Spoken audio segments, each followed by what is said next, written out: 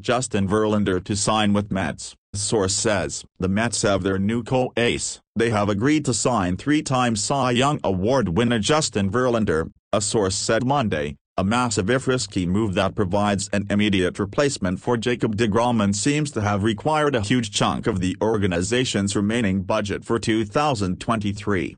Verlander will pair with Max Scherzer as former Tigers teammate to form an old but elite top of the rotation in 2023, two of the best pitchers of their generation teaming up again in the twilight of their careers. Verlander will turn 40 in February and Scherzer will turn 39 next summer. The contract is for 2 years and $86.66 million, according to multiple reports. He also reportedly has a $35 million vesting option for 2025 that will become guaranteed if he throws 140 innings in 2024. Verlander's average annual salary of $43.33 million is tied with Scherzer for the highest in baseball history. General Manager Billy Epler, speaking at the winter meetings, declined to discuss Verlander because the deal was not yet formalized by the team, but he did say committing more than $85 million on the payroll for next season would require the Mets to get creative in rounding out the rest of their roster. Among the matters that remain on their to-do list, add at least one more starter, build most of a bullpen, figure out center field, whether the answer is free agent Brandon Nimmo or someone else.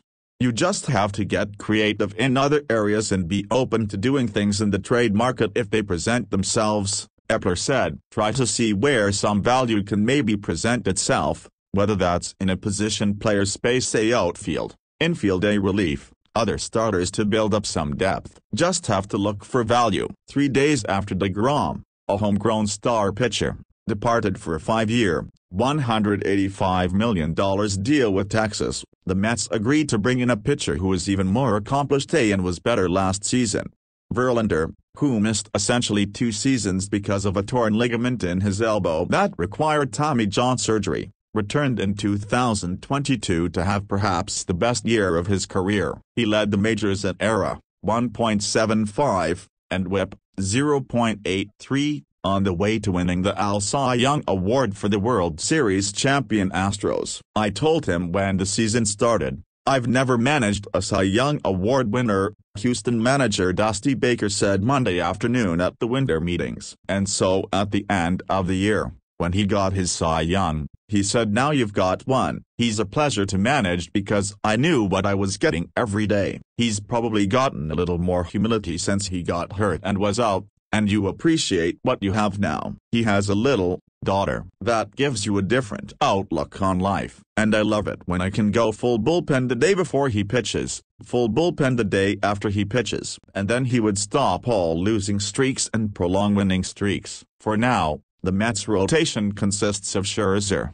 Verlander, Carlos Carrasco, David Peterson and Tyler Megill, plus other depth options. Among those they've been linked to are Kodai Senga, Jameson Taillon and Andrew Heaney. Signing Verlander to join Scherzer to lead that group does come with risk. The Mets are betting with Verlander just as they bet with Scherzer when they signed him to a 3-year, $130 million contract last off-season. That if his productivity and effectiveness eventually fall off, it won't happen in the next year or two.